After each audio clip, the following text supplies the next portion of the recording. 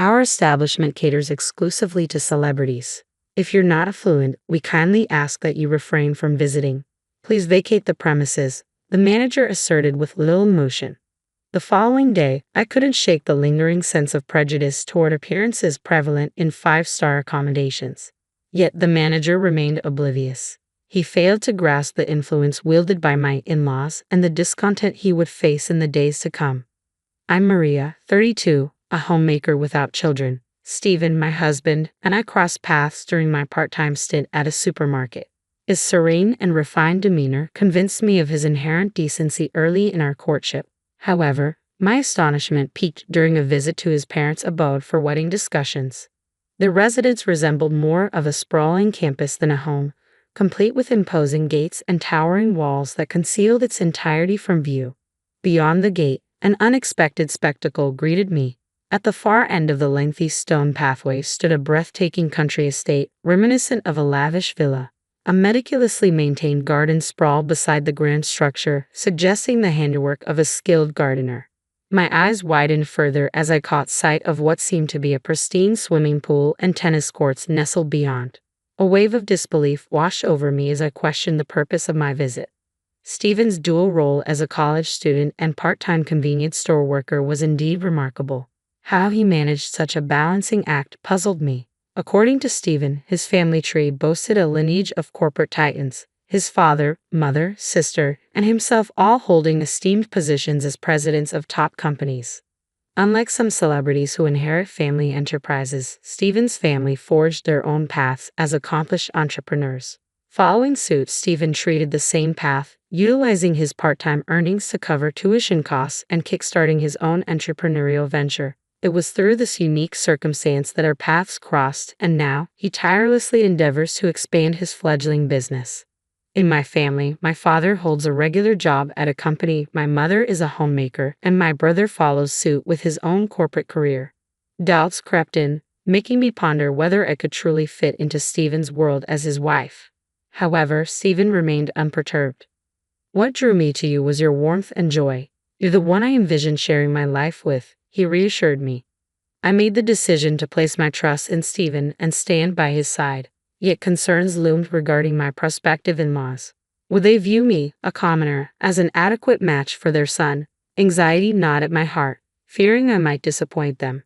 However, upon meeting Stephen's family, my apprehensions melted away. They embraced me with genuine warmth and hospitality, expressing delight that Stephen had finally brought a woman home. My father-in-law, in particular, seemed to take a liking to me. Maria, you possess a rare beauty, inside and out. Your upbringing shines through in your demeanor. Stephen's choice is impeccable, my mother-in-law praised. Both my mother-in-law and sister-in-law exuded warmth and kindness, and by the time our visit concluded, we had formed a genuine bond, evolving into good friends. Likewise, my own parents found solace in Stephen's gentle and composed nature, swiftly granting their blessing for our union. With their approval secured, our marriage proceeded seamlessly. As Stephen embarked on his entrepreneurial journey, he expressed his desire for me to leave my job and embrace the role of a full-time homemaker to support him.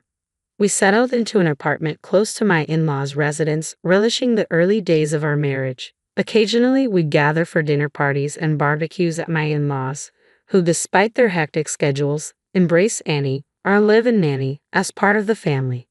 Witnessing their genuine kindness left a lasting impression on me, reassuring me that I could be myself without feeling intimidated by their celebrity status. As 3 months elapsed since our nuptials, we decided to host a grand celebration for my father-in-law's 60th birthday. Wanting to reciprocate the care and hospitality shown to us during our wedding, Stephen and I took charge of arranging the festivities. With Stephen preoccupied with work, the responsibility fell on my shoulders, a decision we reached after discussing it together. Your father adores you, Maria, so you have the freedom to choose. I believe he'll be happy anywhere and with anything, Stephen assured me. Accepting that I had the liberty to make my own decisions proved to be the most challenging aspect. Seeking guidance, I confided in a friend who suggested opting for a top-tier hotel, especially since my father held such esteemed status. Following her advice, I discovered a luxurious 5-star hotel conveniently located near my parents' residence. Despite my lack of experience with upscale accommodations, I assumed it would meet the standards. Nevertheless, I resolved to visit and judge for myself. I opted to visit the hotel first, feeling a bit apprehensive about going alone. To ease my nerves, I invited my best friend from high school to join me. Upon making a reservation for lunch, I was immediately struck by the restaurant's impeccable and gracious service. Clear signs of a five-star establishment, I thought. Dressed in a smart and elegant ensemble, a white blouse paired with a sleek black skirt and pumps, I felt ready to step into the realm of luxury. My friend, too, looked lovely in her floral dress and stylish heeled boots. As we made our way to the hotel, excitement bubbled within me, akin to the anticipation of embarking on a thrilling journey. Little did I know, the experience awaiting us would exceed all expectations. I drove to the hotel in my trusty car, a faithful companion since my single days, and followed the directions to the parking lot situated at the roundabout near the entrance. The attendant who guided me was exceptionally courteous and helpful. However, as I stepped into the lobby, I couldn't shake the feeling of being watched. A sharply dressed man caught my attention. His stern gaze seemed to pierce through me. Though he bore the demeanor of a hotel staff member, neither my friend nor I recognized him. His impeccable suit and poised posture exuded an air of authority. I couldn't fathom why he was scrutinizing us so intently. Descending into the underground parking lot, I couldn't help but feel a twinge of self-consciousness as my modest car stood amidst the lineup of sleek black luxury vehicles. Observing some guests being chauffeured in with doors ceremoniously opened for them only added to my unease. Tempted to hail a cab, I hesitated, knowing it would only delay my arrival when I was already so close to home. As my friend and I entered the hotel, the individual who had been observing us approached. "You seem a bit out of place here. Can I be of assistance?" he asked, his tone polite yet carrying a hint of condescension that didn't sit well with me. "I have a lunch reservation here." "What do you mean by unsuitable for the hotel?" I questioned, feeling the surge of indignation. The taller man continued, his gaze directed down at me. "Your choice of vehicle and attire don't quite align with the usual clientele of this establishment," he remarked, punctuating his statement with a laugh. My cheeks flushed with embarrassment, appalled by his snobbish demeanor. Unable to meet his gaze, my friend averted her eyes. Despite feeling the sting of embarrassment, I refused to let it drive me away. Though typically reserved, I possess a resilient spirit, and I was determined to confront the individual responsible for these disparaging remarks. I needed to know who dared to speak about me in such a derogatory manner. "Are you a member of the hotel staff?" I inquired sharply, my eyes fixed on him. "I happen to be the manager of this establishment," came his haughty reply. Privately, I couldn't help but find his emphasis on the hotel's prestigious rating rather absurd, though I chose to keep this observation to myself. His response only served to aggravate me further. "Does this hotel judge its patrons based on their cars and appearance, adjusting its treatment accordingly?" I challenged, refusing to back down. The manager's disdainful sniff and snort in response only fueled my determination. "The clientele should align with the hotel's esteemed reputation. Maintaining that standard ensures guests feel comfortable and at ease," he asserted. His words grated on my nerves. "Are you implying that we're somehow tarnishing the reputation of your establishment?" I retorted, feeling my irritation mounting. The manager clicked his tongue disapprovingly. I couldn't help but feel sorry for my friend, who I had invited along. The thought of canceling our reservation and leaving crossed my mind. Just as I was considering our next move, an elderly hotel staff member approached me and politely inquired, "Ma'am?" Upon learning of my lunch reservation, he respectfully acknowledged the manager with a bow and said, "Allow me to escort you to the restaurant." With a sense of relief, I followed him to our destination, noticing the manager's lingering bitter glare. Unlike the manager's demeanor, the hotel employee who guided us was courteous and welcoming.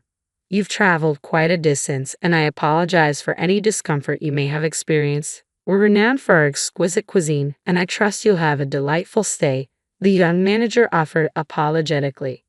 I couldn't help but wonder how such a youthful figure found himself at the helm of such a prestigious establishment. He explained that the hotel's previous owner had retired, passing the reins to his younger brother, with his son assuming the role of manager. Despite his impressive academic background from a top-tier university, the manager lacked prior experience in hospitality and struggled to uphold the hotel's esteemed standards. It's disheartening to witness even long-standing patrons being overlooked and compelled to depart over minor matters, the elderly employee lamented solemnly. I've dedicated my life to this hotel, only to find myself deemed expendable in its quest for rejuvenation. I'll be bidding farewell at the month's end. It seems the hotel no longer values the loyalty of its devoted staff, instrumental in achieving its coveted 5-star status. As the elderly hotelier had assured, the cuisine surpassed all expectations, leaving my palate thoroughly satisfied. The head chef, who greeted us personally, exuded skill and experience, his age mirroring that of the hotelier. Yet a nagging concern lingered: would he too fall victim to the hotel's restructuring? People find joy in satiation, I remarked to my best friend as we exited the restaurant, our faces radiant with contentment. Just as we prepared to depart, the manager approached us once more. I eagerly anticipate your return to our restaurant, he remarked, his persistence unwavering. Though our decision to leave remained unchanged, the manager's resolve remained steadfast. I'm sorry, but individuals like yourself detract from the dignity of this establishment. This is a hotel frequented by celebrities, not suitable for those of lesser means. Kindly vacate the premises immediately, the manager declared bluntly, leaving me too stunned to protest. Though the hotel itself was undeniably elegant, the manager's rudeness and discourtesy left a sour taste in my mouth, prompting me to reconsider hosting my father-in-law's birthday celebration there. Surely, there must be a more hospitable venue nearby. When I recounted the incident to my in-laws, they listened intently. However, upon learning the name of the hotel, they exchanged puzzled glances. Why do we visit this hotel? I'm curious to experience such a renowned establishment, my father-in-law suggested. Much to my bewilderment, I couldn't comprehend his eagerness to return to a place where I had encountered such disrespect. Let's dress casually, my father-in-law proposed, urging everyone to do the same. He instructed us to proceed ahead while he would join us later. From the moment we stepped into the roundabout, the manager's piercing gaze never wavered. The lobby was bustling with activity. Guests lounged on plush sofas or sipped coffee, creating an atmosphere akin to a bustling event venue. As we settled onto a sofa beneath a grand chandelier, awaiting my father-in-law's arrival, the manager stormed in, his expression thunderous. You've returned, evidently without learning your lesson. You never seem to grasp it, do you? Arriving in a minivan, utterly disgraceful, he bellowed, his tone dripping with disdain. Undeterred by his haughty demeanor, I countered, we're here to celebrate my father-in-law's birthday. I made a reservation, and there was no mention of vehicle type. What's the issue? Unfazed, the manager continued his tirade. Your attire screams unsophisticated. You belong in one of those seedy roadside inns, he spat, his words drawing shocked glances from the other guests. This hotel should be open to everyone, shouldn't it? We're prepared to pay. It's absurd to judge guests based on arbitrary criteria. Treating guests this way is utterly appalling, I declared, garnering nods of agreement from those nearby. The customer should always come first, shouldn't they? Selecting guests based on appearance is simply unacceptable. The manager, visibly flustered, flushed red, and retorted, we are a luxury establishment. We cater to celebrities. If you're not affluent, kindly depart. In that case, let's all head home, my father-in-law suggested. His words prompted many in the lobby to rise and depart, murmuring their discontent. I won't be returning, and I certainly won't recommend this place to anyone, they vowed as they attempted to leave, prompting a heated exchange with the rushing employees. In reality, the individuals in the lobby were all acquaintances of my father-in-law who had gathered at his behest. His slight delay was due to his efforts in rallying them together. My father-in-law had been a familiar face at the hotel since the days of its previous management. In the early years, he often dropped by in his work attire, yet he was captivated by the hotel's consistent dedication to treating every guest with the utmost respect. His company had a tradition of hosting extravagant parties at the venue annually, becoming deeply intertwined with its history. He introduced the hotel to his family, who also frequented its halls. Given their collective stature as company presidents, the frequency of these gatherings was notable. My mother-in-law utilized the hotel for client entertaining, while my sister-in-law conducted executive training sessions within its walls.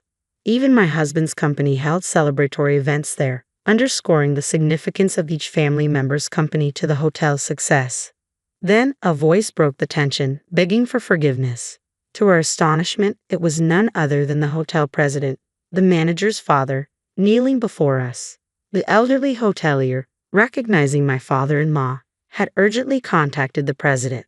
With a profound apology, he chastised his son for his egregious behavior, compelling the manager to kneel alongside him in remorse. "I deeply regret the misunderstanding, sir. Had I known your esteemed position, the treatment would have been different. It was inappropriate to base service on financial status." The manager attempted to justify himself, but his excuses fell flat. "There's no need for apologies to me. It was my daughter-in-law who was mistreated by your manager, a woman as dear to me as my own daughter.